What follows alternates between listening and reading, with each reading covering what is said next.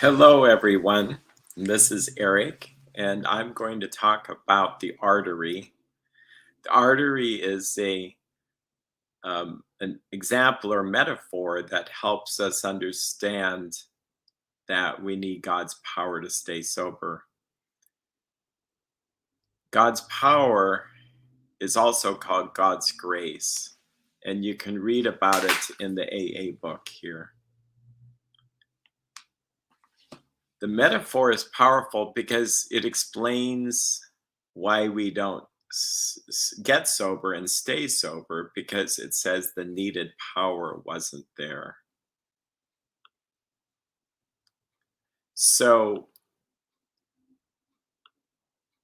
we have me on one side, and we have God's power on the other side. When I am not sober, it's because there are blockages. We have blockages of selfishness, fear, dishonesty, and resentment. They end up blocking me from God's grace.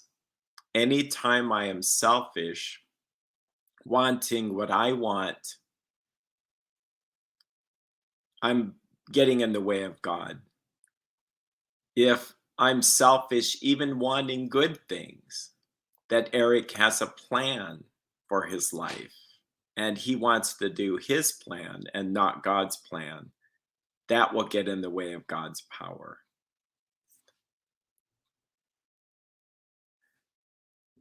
Selfishness could be I want the world the way I want the world. Selfishness could be I want my children and my wife to be the way I want them. Or it could also be I want good things for them. There's nothing wrong with wanting good things for the world and people. The problem is when I'm so wanting my way, that when I'm wanting what I want and I can't let go and say, God, your will, not mine, be done.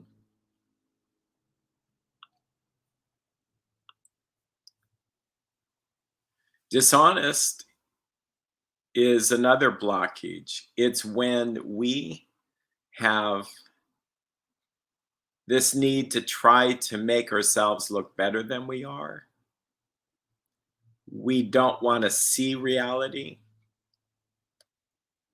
We just want the reality we want. Every addiction is about this. The alcoholic doesn't think he drinks that much. The sexaholic doesn't think that their problems with lust are that harmful.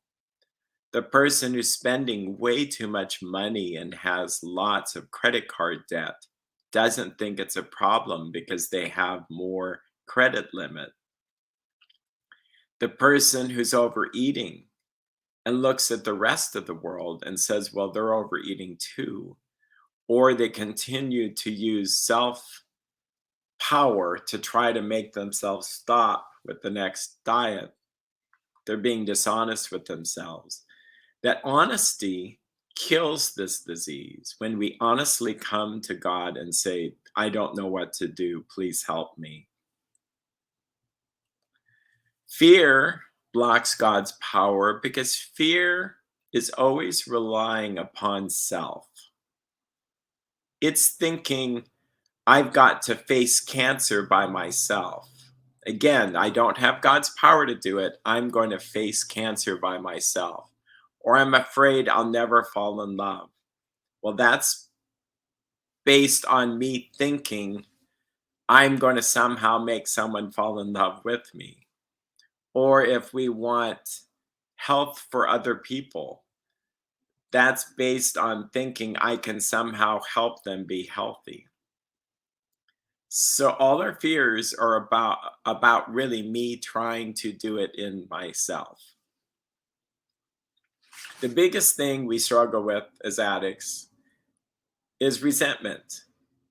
Resent means to re-feel something.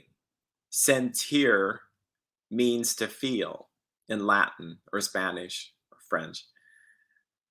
To refeel something means to refeel these feelings over and over and over.